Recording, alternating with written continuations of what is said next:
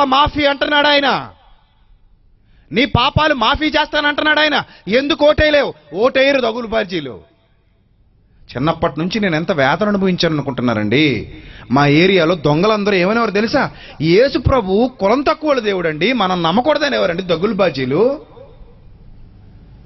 కులం తక్కువ దేవుడు. ఇప్పటికా రెడ్డి అనే తోక ఎందుకు తగిలించుకున్నాను అనుకుంటున్నారు? అలాంటి నికృష్టులందరికీ బుద్ధి చెప్పాలని.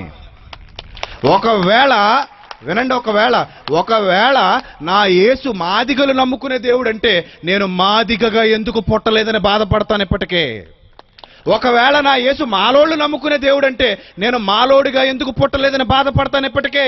ఒకవేళ నా యేసు గిరిజనులు నమ్ముకునే దేవుడు అంటే నేను గిరిజనుడిగా ఎందుకు పుట్టలేదని బాధపడతాను. ఒకవేళ నా యేసు ఎస్టీలు నమ్ముకునే దేవుడు అంటే నేను ఎస్టీగా ఎందుకు పుట్టలేదని బాధపడతాను. కులం పేరుతో దేవుణ్ణి వెలేశారండి దగులుబాజీలు. రెడ్డి అయితే ఏమన్నా 2 కొమ్ములు ఉంటాయా? కడిది గుడ్డ ఏటి? రెడ్డి అయితే గొప్పతనం. ఆ తోక ఎందుకు తగిలించుకున్నానో అర్థం చేసుకోండి.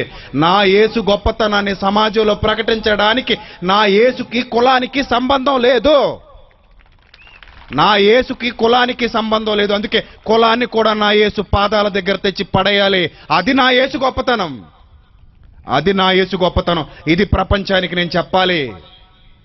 అందుకే ప్రతి పోస్టర్లోని చాలా మంది అడుగుతుంటారు, ఏమంటే మీరు క్రైస్తవులు కదా, ఎందుకంటే తోక తగిలించుకున్నారు? ఎందుకే నాయన తోక తగిలించుకున్నాను? చిన్నప్పటి నుంచి వివక్ష ఎదుర్కొంటున్నాను. మా బంధువులు చాలా మంది మమ్మల్ని కించపరిచి మాట్లాడారు, యేసుక్రీస్తు నమ్ముకున్నామని. కులం తక్కువ దేవుడు రానారండి దరిద్రులు. ఇప్పుడు చెప్తాను వాళ్ళందరికీ, అరే నికృష్టులారా, మీ కులం మీకు కూడు పెట్టదరా? మీ కులం మిమ్మల్ని పరలోకానికి చేర్చదరా? మీరు క్రీస్తు పాదాల దగ్గరికి రాకపోతే మీరెవరు పరలోకానికి వెళ్ళరు, పాతాళం అనే అగ్నిగుండానికి జారిపోతారు. ఇప్పుడు పాతాళానికి వెళ్ళిపోయిన తర్వాత నేను రెడ్డిని, నేను చౌదరిని, నేను కమ్మోడిని అంటే కుదరదు. అక్కడ అగ్ని కాల్చేస్తుంది. అక్కడ కులాలు ఉండవు, అక్కడ మతాలు ఉండవు, అక్కడ వర్గాలు ఉండవు. కాబట్టి యేసుక్రీస్తు ప్రభు వారి గురించి గొప్పగా మీరు ఆలోచించాలి. ఆయన ఔన్నత్యం ప్రపంచానికి తెలియాలి. పాప మాఫీ అని ప్రకటిస్తున్నాడు. ఎవడండి నమ్మింది ఆయన్ని? ఎవడు నమ్ముతున్నాడు ఆయన్ని?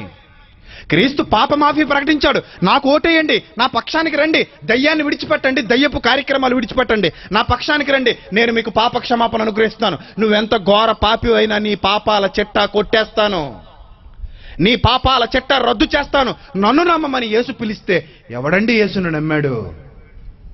ఎవడండి యేసుక్రీస్తుని దేవుని కుమారుడుగా గౌరవించాడు? క్రీస్తుని గురించి ప్రకటిస్తుంటే ఈ దగులుబాజీలందరూ ఏమంటున్నారు? విదేశీ మతం అండి అది, మనకు వద్దండి. విదేశీ మతం అంటది. ఎవడు చెప్పాడు విదేశీ మతం అని? మంచి ఎక్కడ పుట్టినా స్వీకరిస్తున్నాం. మైక్ ఉంది, నీ బాబు తయారు చేశాడా? విదేశస్తుడు కనిపెట్టాడు ఇది. నువ్వు వాడుకుంటున్నావే సెల్ ఫోను, ఎక్కడదనుకుంటున్నావు? అది విదేశస్తుడు కనిపెట్టాడు.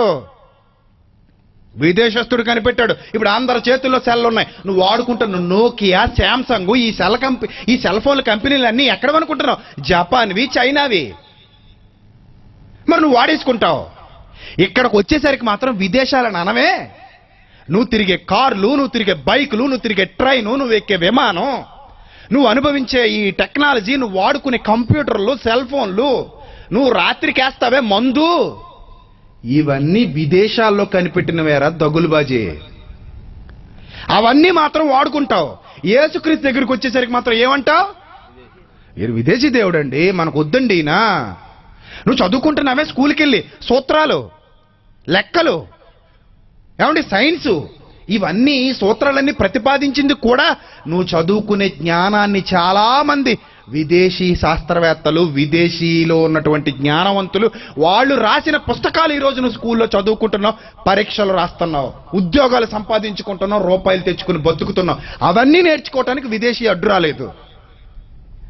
అవన్నీ నేర్చుకోవడానికి విదేశీ మతం అనే మాట నీ నోటి వెంట రాలేదు. కానీ దేవుడి దగ్గరకు వచ్చేసరికి మాత్రం, యేసుక్రీస్తు దగ్గరకు వచ్చేసరికి మాత్రం విదేశీ మతం అండి, విదేశీ మతం. కాబట్టి ప్రియులారా ఆలోచించండి.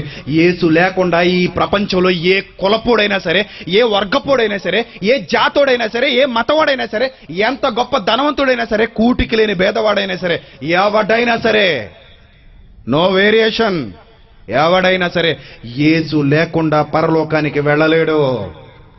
ఆకాశము క్రింద ఇయ్యబడిన మరి ఏ నామములోనూ ఎవడికి రక్షణ లేదు, ఒక్క యేసు నామంలో తప్ప. ఎవడైనా యేసుక్రీస్తు పాదాల చెంతకు రావాల్సిందే. నువ్వు మంత్రివైనా, గొప్పవాడివైనా, ధనవంతుడివైనా, ఇంటలెక్చువల్ అయినా, ప్రపంచాన్నేలే చక్రవర్తివైనా, ఎవడైనా సరే యేసు పాదాల దగ్గర పడాల్సిందే.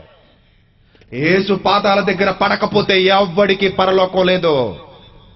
అందుకే అన్ని నామాల కంటే పైనామం ఆయనకు ఇవ్వబడింది. నీ పాప మాఫీ కోసం ఆయన పరిశుద్ధ రక్తాన్ని చిందించాడు. ఎంత బాధపడ్డాడో చూస్తావా తెరల మీద.